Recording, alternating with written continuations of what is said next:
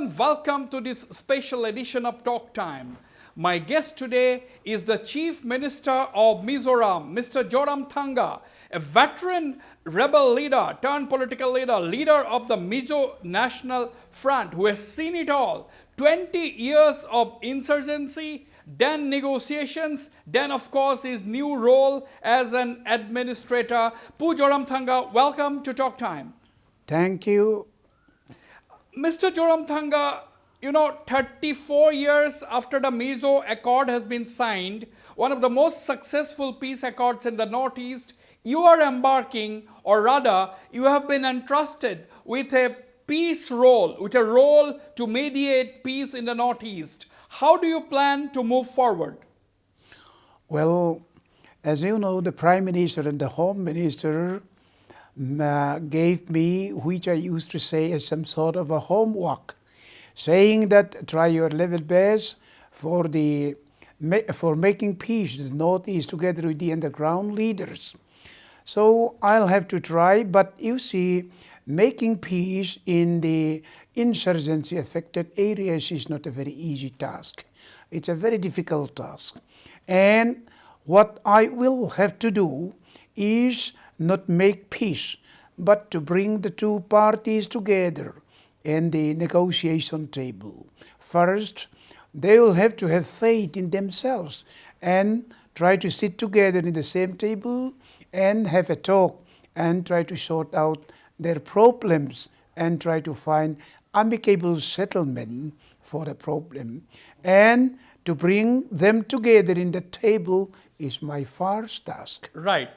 Now, is it more difficult to bring the two sides together, first of all? Because the peace talks will start later on. The first responsibility, as you said, your first job will be to try and bring the two differing groups together to the negotiating table. Is it a bigger difficulty? Well, it really is difficult because, as we have seen in the case of the Nagas also, I went to Bangkok and I had talked with Muivan Isaacsu, since they have no faith in the government of India. So at last I persuaded them to have faith in the government of India. And so they entered India and started a peace talk openly with the government of India. And since then, the peace talk goes on. In the same way, there are many groups of underground people here in the Northeast, like the one in Manipur, like the one in different parts of the Northeast also. And we have achieved quite a lot. For example, in the case of the Garos, they have signed a peace accord a long time ago. And in the case of the Bodos, and very lately, they have signed a peace accord. And in the case of the Nagas, now the peace negotiation is going on. And in the case of other groups of Manipur, you see, they are, I brought them to the negotiation table in the Union Home Ministry, and they have had some talks. But during my tenure as an opposition, it cannot go on properly. But now the NDA has come to power, and I am in power, and I'm ready to help them. And then the underground group, different underground groups in the Manipur, they wanted to, they wanted me to convey their willingness to have a peace talk with the government of India, and I'm trying on that line. So, and then the other portion is the Meitei group, which have not had any meaningful peace talk with the government of India. And then even the Prime Minister and the Home Minister requested me to try to contact the Meitei group for an amicable settlement and a peace talk. And I did try my best. Right. It's not an easy task. Right. Pu Zoramthanga, you are saying that the NDA is in power, you are in power. My question is, has Prime Minister Narendra Modi specially asked you to embark on a peace mission in the Northeast? Exactly, is that the position now? Yes. And that is the position, and I'm trying my level best. But as I have said, being the Chief Minister in a state like Mizoram, I am a very busy man. I have to do a lot of works. And in a small state like Mizoram, sometimes a Chief Minister has to behave like a submarine commander knowing every nook and corner, Absolutely, doing yes. everything. Yeah. So together with this, trying to make peace and bring the underground people in the same table with the government of India is not an easy task. Now, Certainly, now, I'll try my best. right. For the sake of clarity, you just said a little while ago that some of the rebel groups in Manipur have approached you that expressed their willingness to start talks. Are these the Métis rebel groups or these are the hill-based rebel groups? No. You see, you may get a slightly wrong information on that line. What I said is that not that they are willing to have a talk with the government of India, but what I said is that they like to have a contact with me. And I told them that the government of India likes to have a peace talk with you, and they wanted me to have a contact with you so that you can come together to the peace talk. And then from the Métis group, what I have is that they like to have a contact with me first, because we have not met each other and we have not discussed these things. So far, what I can say is that they like to meet me and have discussion with me, not a direct peace talk with the government of India. That will follow later. Now, you had recently met the Manipur Chief Minister, Mr. N. Biren Singh. What is the impression that you got? Is the Manipur government serious in restoring peace in the state? Is the Manipur government also interested in bringing the Métis rebel groups to the negotiating table? Yeah, we discussed these things together with the Manipur Chief Minister. He's really serious. I believe that he really likes to have peace in Manipur. Every chief minister would like to have peace in their own state. That is a normal thing. And he also told me very candidly that if I can bring them to the negotiation table, he will be a very happy man. And I did try that, and we have a very good relation with the Manipur Chief Minister. And someday I have a hope that with the Métis underground people, different groups there, the time will come when they'll have to sit together with the Manipur government, right, with the Home Ministry for the peace talk. Now, do you plan to embark in this very, very important journey alone, or would you like to take also the civil society along with you? Civil society in Manipur, for example. I'm repeatedly asking about Manipur because that is the state in the northeast where insurgency is maximum today. Yes. You know, the underground groups are one thing, and the civil society, like different NGO, non-government organization. Yes.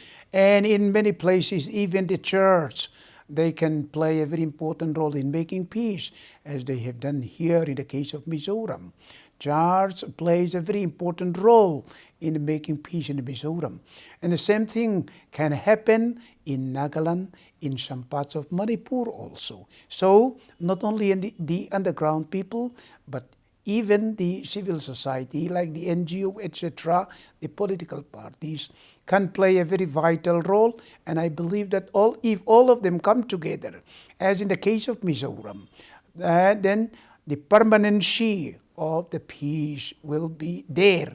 Here in Mizoram also, we, the previous underground leaders, as well as the NGO, the political leaders and the church leader come together for the right, peace talk, and then it make the peace lasting. Right. Now you see, a few days ago, one of your senior leaders, senior MNF leader, Mr. Vanlal Gaya, was on my program. He said that, during your insurgency of the MNF leadership, he was referring to Pu Laldenga and yourself, he was referring to both of you, saying that they were pragmatic leaders. At one point of time, you decided that you will talk within the ambit of the Indian Constitution, and that helped in achieving a breakthrough. My question to you, Pu Zoramthanga, how important is it for insurgent leaders to be pragmatic at some point of time? We were in Pakistan in 1972 to 76. We were in Islamabad. And at the time, the Bangladesh was just born. And the Pakistan parliament tried to pass a law or recognizing or giving independence to Bangladesh. Right. After all, Bangladesh already got independence because General Niazi was defeated and then all the Pakistan armies were captured. So it is a fact. But then the Pakistan parliament tried to pass a resolution giving independence to the Bangladesh.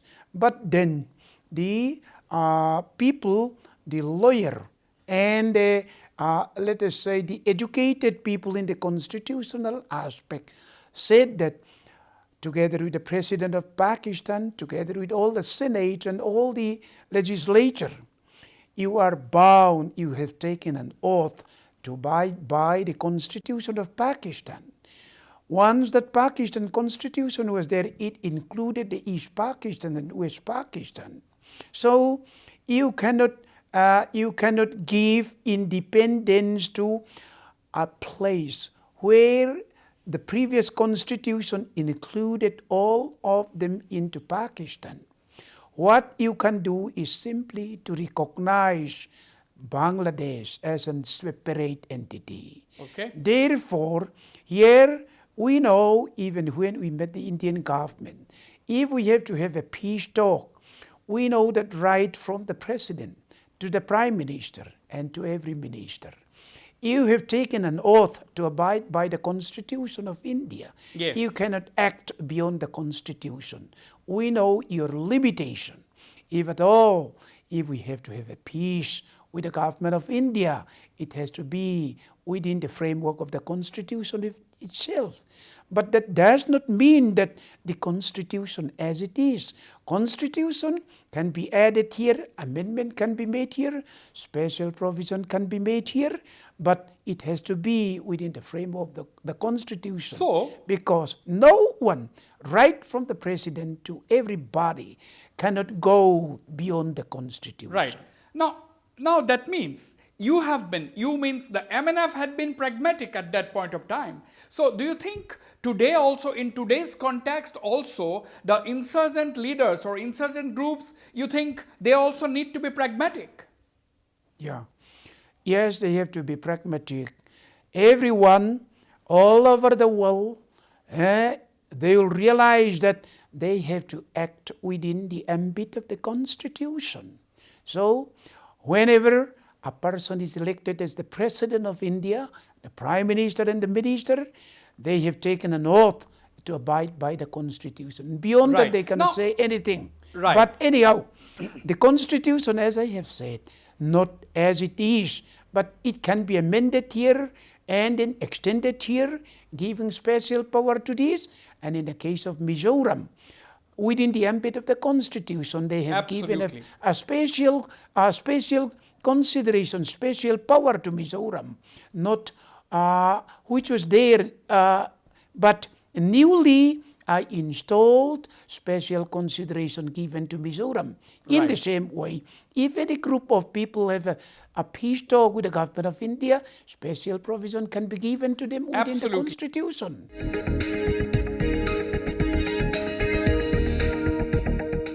Now, Zoramthanga, there is a lot of hope ever since the last 1 week to 10 days when news came that, you are the person who are going to mediate for permanent peace in the whole of the northeastern region. The entire region was filled with hope. A lot of people have pinned their hopes on you because they have no doubt on your ability, because they say that you are a leader who were with the insurgent groups at one point, you were the negotiator, today you are the administrator. Besides, you have trans-border linkages. They are also saying that, recently you helped the release of a National League for Democracy MP, NLD MP, who was in the custody of the Arakan army, a Myanmar MP. You helped in his release. So what does this indicate? Well, from long time ago, since 1966 up to this time, years and decades have gone. And then during all these things, we have passed through, we have experienced a lot in making war, in making peace, try to win over the heart of the underground people. So I have experienced and be with the mindset of the underground people, and I have been with the mindset of the normal overground people. So in this case, for example, you said insurgency. Of course, the government will have to call us insurgent, but we called ourselves at the time freedom fighters. And at the times, we don't call it a rebellion, we call it a nationalism movement. Right. And they call it surrendery. We never call ourselves surrendery. We call ourselves a returnee. We never surrender our arms to the government of India, but we handed it over to the government of India. Like that, even the terminology, one has to be very careful. Absolutely. I agree. Yeah. I agree. Yeah. Now, You know, I'll tell you one thing. When Wasbir was the Prime Minister, he asked me, can we send you to the Naga underground people to have peace, for brokering the peace? And I told him, I'll try. But the previous emissaries that you have sent to the Naga people, the first thing they ask is, what is your political demand? And then the Naga said, we don't have the political demand. You just recognize our sovereignty, that is it. Then it simply ends. Wasbir, it is trying to win over the heart of the underground people for the peace talk is like to win over the heart of a girl for a marriage. If you meet the girl for the first time and said, do you love me? If you love me, let us marry. What would be the date of the marriage? If you say it like that, the girl will say, oh, I have never thought of that. Yes. Wasbir, the first thing you have to say to the girl is that how beautiful your sari is.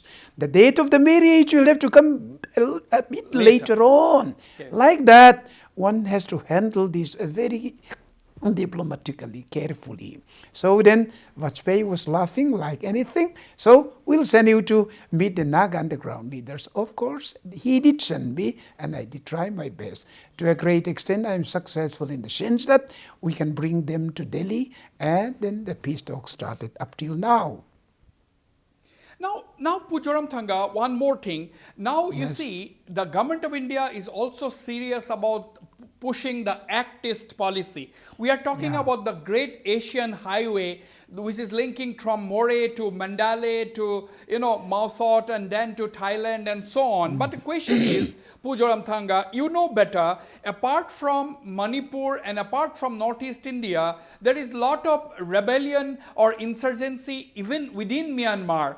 At some point of time, the Myanmarese authorities and the rebels wanted your help even for that. And you had taken the government of India into confidence. So what is the status today? Well, you know, not to speak of India alone, but even the case of Myanmar. When I met the underground leaders of the Myanmar, I found that they really like to have peace with the government of Myanmar. And when I met the leaders and military leaders of the Myanmar, I found that they really like to have peace with the underground people. So when I met both of them, I told them that you are like a very senior boy and a very senior girl, willing to have a husband and a wife, but who does not know how to win over the heart of each other. So now, with this, let us try our best, because the Myanmar government likes to have peace, and then the underground people, you people also like to have peace. So in order to do that, let us put our hearts together. So I found that the underground people as well as the overground government, both of them like to have peace. I think this peace can be brokered, and at the same time, as you said, that peace in the northeast is not enough. Peace should be there in Myanmar also, because Yes. we are neighbors, and this is very important for India as well as for Myanmar. So this is an extremely significant point that you have made, Zoramthanga, that peace is very important in Northeast India, but there has to be peace in Myanmar as well. Otherwise, there will be no permanent peace in the entire Indo-Myanmar region. Now, Yeah. suppose the Myanmar government seeks your help and the Indian government has no problem with it, will you be once again willing to take this whole thing forward holistically? Well, I have been trying to make peace in Myanmar for quite a long time. I met the Burmese generals, their government leaders, and then they advised me, rather they invited me to meet the underground leaders in Thailand. I met them in Bangkok, I met them in Chiang Mai, quite a lot of time. And the Burmese government were very happy. And the government of India also wanted that peace should be there in Myanmar because it affects the peace here in the northeast. It goes side by side. Therefore, peace in the Myanmar is as important as peace in the northeast of India.